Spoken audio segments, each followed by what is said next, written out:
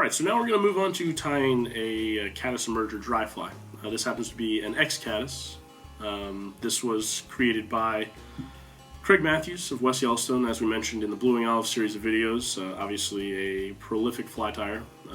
He has come up with a lot of different patterns and a lot of little tweaks and a lot of other really good existing patterns out there. So this is one of the easiest patterns you'll ever tie. It is incredibly effective, and let's get going. So for a hook, we're going to be tying on a size 16 TMC 100 BL. You can use 100 SPBL as we use in the other series, a regular 100, a 101, variety of different options will work just fine. For thread, I'm going to be using Vivas 12-aught in kind of this goldeny tan color. So we're going to get started here. Just attach your thread really anywhere on the hook shank and work rearwards. Next, we're going to tie in a little bit of our trailing shuck material. In this case, I'm going to use some Antron yarn. You can use Zelon, you can use Darlon, a lot of different things will work. This one happens to be PMD shuck color. And again, browns, tans, just about anything's going to work. I'm going to tie this in.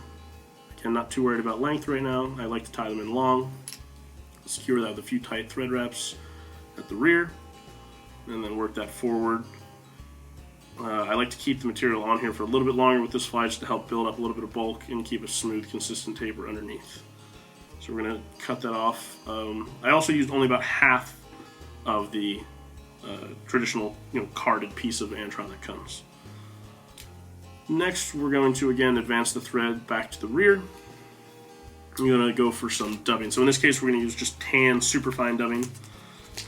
A lot of different options would work great. Natural hare's ear is a very popular substitute here. We could use that same caddis tan life cycle dubbing that we were using, but for dry flies, I really do like to use superfine. All right, so we're going to get our dubbing noodle started right here at the rear and advance forward, building up a slight taper as we go. Again, as I always say, less is more with dubbing. You can always go over and add more as needed. So we're going to take a tiny little bit more. You want to give yourself a little bit of room at the eye of the hook for sure, but not too much of a gap. I always like to check, with all dry flies, check the bottom, make sure that the fish are going to like what they're seeing there. Alright, so now we're going to go to our wing. So we're going to be using some deer hair here. This is just some kind of short, fine stuff. A lot of different options for deer hair. The main thing to look for with deer hair, I was taught this a long time ago by the guys at Blue Ribbon Flies. You want to be looking for those short, consistent little tips. Kelly Gallup has a variety of videos on his YouTube channel talking about how to set a proper elk hair caddis wing, or really kind of any caddis wing. Talks about selecting deer hair. His videos are somewhat long-winded, but they are full of information. I highly recommend that you go check them out. So like I said, this is actually a Blue Ribbon Flies patch of deer hair that we're going to be working with. We're going to go for our small stacker.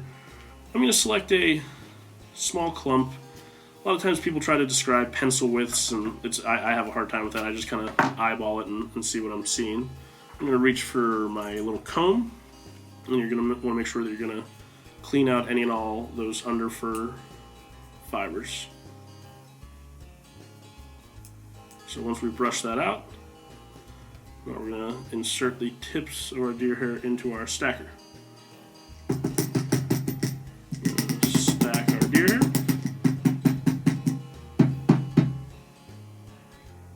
And then going to remove that. Alright, we got a nice clean little bundle here. I'm going to measure in my wing. I want the tips to extend just past the bend of the hook. So that's about right there. I'm going to transfer into my other hand. And again, as Mr. Gallup always says, you always cut first and then tie in. You do not want to be trimming a deer hair head. So I'm going to spin, put a little bit of tension into my thread, get it to lay back over the material. Use a pinch wrap here, just a short little bullet head we're going to work on. And one tight wrap, two tight wraps, three tight wraps right through it. And there it is. A very simple little caddis wing. We're then going to lift that up, make a couple wraps of thread underneath, and then whip finish. If I can find my whip finisher.